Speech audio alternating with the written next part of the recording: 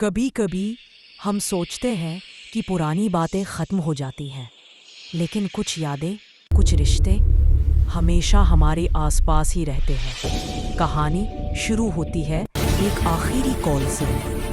शाम के करीब 7 बज रहे थे। रोहन 28 साल का बिल्कुल आम सा लड़का ऑफिस से घर लौट रहा था।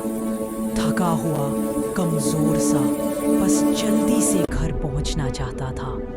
उसने फ़ोन ऑन किया और तभी उसकी नज़र पड़ी unknown number. 5 missed calls.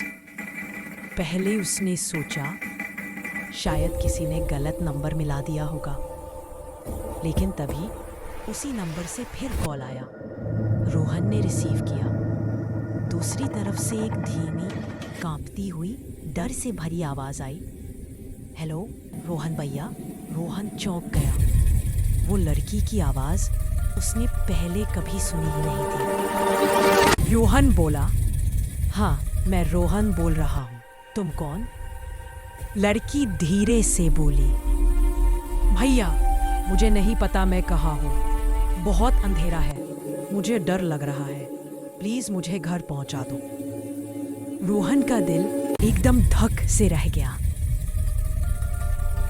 Rohan ने घबरा कर पूछा, लेकिन तुम हो कौन? लड़की बोली, भैया आपने ही तो कहा था कभी मुसीबत में हो तो कॉल कर देना। रोहन अंदर से हिल गया। वो इस लड़की को जानता ही नहीं था, ना उसने किसी को ऐसा कहा था। रोहन ने पूछा, तुम्हारे आसपास क्या दिख रहा है? लड़की की आवाज कांपी। एक टूटी हुई कुर्सी है, दीवार पर नीली रोशनी चमक रही है। सामने एक बड़ा सा दरवाजा है जिस पर लिखा है 102। रोहन का दिल बैठ गया। कमरा नंबर 102। ये जगह उसे कहीं याद आ रही थी। ये वही नंबर था, उसके पुराने स्कूल का, वही कमरा जहां उसकी छोटी बहन मुस्कान पढ़ती थी। मुस्कान जो 10 साल पहले एक हादसे में उसी कमरे में मर गई थी। उसका हाथ कांपने लगा, सांसें तेज हो गईं। लड़की की आवाज फिर आई, भैया जल्दी आओ, यहाँ बहुत अंधेरा है।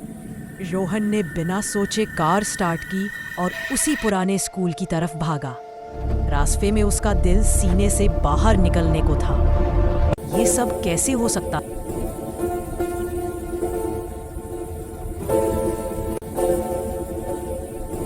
स्कूल पहुंचा तो जगह बिल्कुल सुनसान थी। बोर्ड टूटा हुआ, खिड़कियां धूल से भरी।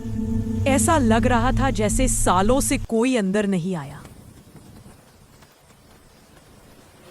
रोहन ने दरवाजा धक्का दिया और अंदर चला गया। नीले अंधेरी में उसकी सांसें तेज सुनाई दे रही थी।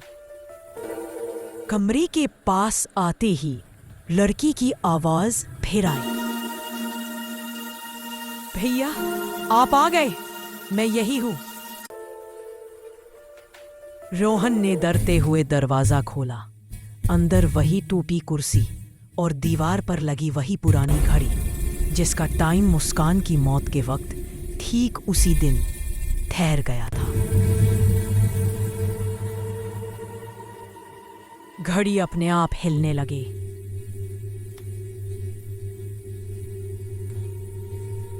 तभी कुर्सी अपने आप हल्के हल्के हिलने लगी। पहले थोड़ा, फिर और ज्यादा, जैसे कोई अदृश्य हाथ उसे धकेल रहा हो। रोहन पीछे हट गया।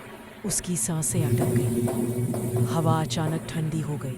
नीली लाइट और तेज चमकने लगी। फिर सब कुछ एकदम से शांत हो गया, मगर अगले ही पल उसका फोन तेजी से बज उठा।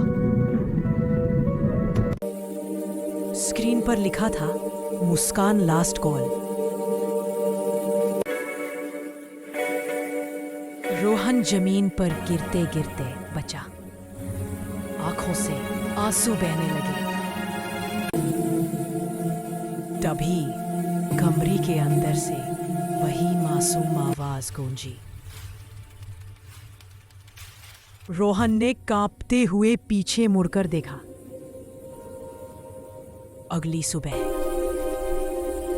स्कूल का चौकीदार कमरे 102 का दरवाजा खुला देखता है। अंदर रोहन बेहोश पड़ा था।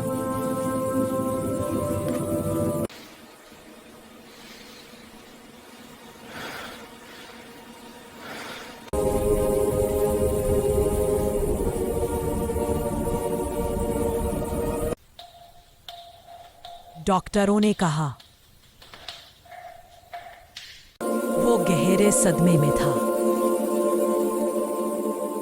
लेकिन जिंदा था। जब रोहन होश में आया, उससे सिर्फ एक ही बात निकल पाई, कुछ रिश्ते मरते नहीं, वक्त बस उन्हें हमसे दूर कर देता है।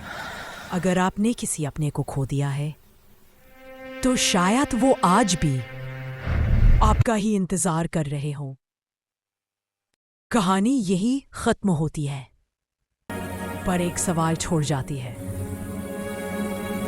क्या वो लड़की सच में मुस्कान थी, या रोहन का अधूरा पछतावा?